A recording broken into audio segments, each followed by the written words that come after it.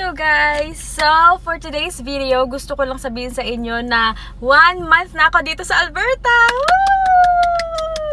Woo! 1 month na ako independent! Woo! At 1 month na akong mag-isa! So, kakatapos ko lang mag-church. Actually, ito yung church namin. At naka-heels pa tayo dahil syempre dapat maganda naman ang ganap natin sa buhay. But, dahil gusto ko i-celebrate ang aking 1 month or ang aking monthsary dito sa Alberta, magti-trail tayo. Dahil may malapit na trail dito sa around this area. So, prepare tayo. Aray ko. May dala tayong sapatos at magti-change costume tayo. Okay, so, bakit ako naka-plaid? Hindi naman, di ba normally parang pampasko yung mga gantong ganap, gantong attire. Pero dito kasi may event ngayon. At plaid ang kanilang dress code, ganon. Ang mga sinusuot nila ay black and red, ganyan. As in, talagang parang pampasko. Pero, dahil wala akong ganon, kung ano na lang meron ako. At luckily, meron akong plaid talaga. So, color pink, which is not really surprising. Mahirap. Ang init ngayon. Tapos, ayun, dapat may kasama ako. Kaso, nakatulog ata siya. So, mag-isa na lang tayong nagsimba at mag-isa lang tayong magti-trail. First time ko rin magti-trail kasi natatakot ako. Kasi since Alberta to parang, I don't know, yung connotation ko ay parang may mga bear, ganyan. Ako, katok. Pero may nakita naman ako nag-trail ngayon, so I think it's safe. Also, may nakausap din akong ka-work na safe naman daw talaga. So, edi safe. So, para may mangyari sa atin first month. Also, siguro bila ko ng cake or anything sweet. Yeah, I think so. Para may i-celebrate natin ang ating ikaunang buwan dito sa Alberta. At, wait lang, mag-isa! Sanay akong kasama yung mga friends ko talaga sa galaan, ganyan. Hindi na ako sanay na talagang umaalis mag-isa. So, kinakabahan talaga ako minsan pag gumagala, ganyan. Pero wala akong choice. So, hindi naman ako pwedeng nakamukmuk lang sa bahay. So, ngayon, lalabas tayo. But, di na ako magdadala ng ganito. Hindi na ako magdadala ng tubig kasi maano ako mauuhaw, mapahihirapan ako maglakad. Meron tayong hat, glasses, car key, and sarili, picture. So, samahan niyo ako please. At maglakad tayo, mag-trail tayo. So, ito yung makikita nyo sa harapan. As you can see, in front of me, may river. So, dyan tayo pupuntang side na yan. Tatawid tayo. Ay, sus ko. Ilak muna natin ang ating sasakyan. So, lalakad tayo.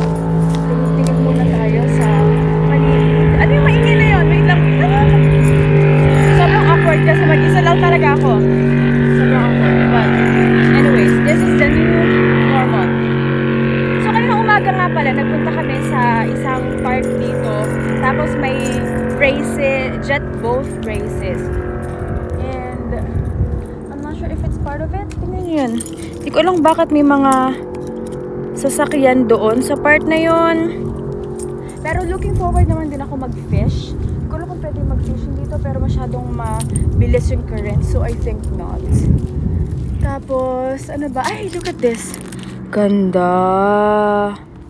So dito sa Alberta, wala talaga mountain. Well, dun sa Banff, ganyan. Pero dito sa amin, flat lang talaga. Which is super lucky namin. Kasi nga, may ano dito, hills. Ang social, merong walking bridge, footbridge. Walking bridge, naglalakad yarn. So, may footbridge dito. Nakaka-aesthetic. Grrr. Oh, ayan. Di naman siya kagandahan yung ano. Pero, bonggacious. At, mind you guys, mag-isa talaga ako. So, talaga namang nagpaka-independent ang babae. Ay, Diyos ko. Pero ang sarap sa feeling. Alam mo, parang ang tahimik lang. Ah! nakakatakot kasi syempre hindi mo naman alam kung sino makakasalubong mo dito, diba? Pero nagpa-vlog tayo para kitang-kita nyo at ito document natin. Katok-katok sa ating mga sinasabi. But, ayun, mag-chill lang tayo. Para lang mahughog lang tayo, makapaglakad-lakad, ganun. Para iba lang yung nakikita natin sa buhay. Akalain nyo, 1 month na ako, hindi ko... Ang bilis ng panahon talaga, grabe. Parang kakaalis ko lang sa busy, parang kakaiwan ko lang ng mga kaibigan ko, pero 1 month na yun. Wow. Sobrang amazing. Sobrang amazing. Talaga namang kailangan mong i-appreciate lahat ng bagay mo. Thank you God for this day, and thank you po for always taking care and looking after me. Thank you. Baka maiyak ako dito, Char. Hindi ko alam kung saan ako tatambay dito. Maghanap lang siguro ako ng upuan. And wala lang, tambay lang na kahit mga 10 minutes. Bongga, may mini golf sila dyan. Aww. Nakapag mini golf na ako dati, na-experience ko yan. Pero kaya hindi ko maisip kung bakit nag-i-enjoy sila dyan. Siguro magkaiba naman yung like the golf course talaga na maluwang versus mini golf. Naalala ko lang kasi nung nakipag-date, talaga naman nagkwento ang babae. So nakipag-date ako before, tapos pumunta kami nag-mini golf kami. And I was like, what is going on? Hindi ko gusto yung nangyari. I mean, I don't know, hindi ko feel. So siguro that's not just for me. Pero, ayan, may mini golf sila dyan. Ganyan siya. So currently, ito naman yung dinadaanan ko para kita nyo naman yung mga paligid at hindi lang mukha ko yung nakikita nyo. Parang wala akong makitang like open space na pwede lang akong umupo. Parang naging kakahuyan na ito. I'm not sure kung kala ko may open field here na pwede akong umupo. I'm not sure. Baka doon sa dulong yun. Wait lang.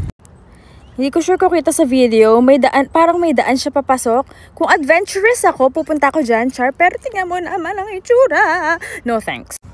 Okay, so binaybay ko lang yung daanan. Tapos dito kami galing kaninang umaga. So dyan nagre-race kanina yung mga boat. Ayan, hindi ko alam kung kasali to or naglilibang lang siya sa sarili. Pero ganyan yung itsura kaninang morning. At ganito lang naman akong kalapit sa dagat. Dagat talaga, sa river.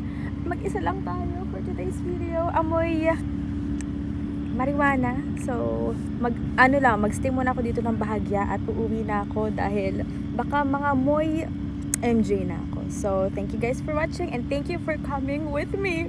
Mwah!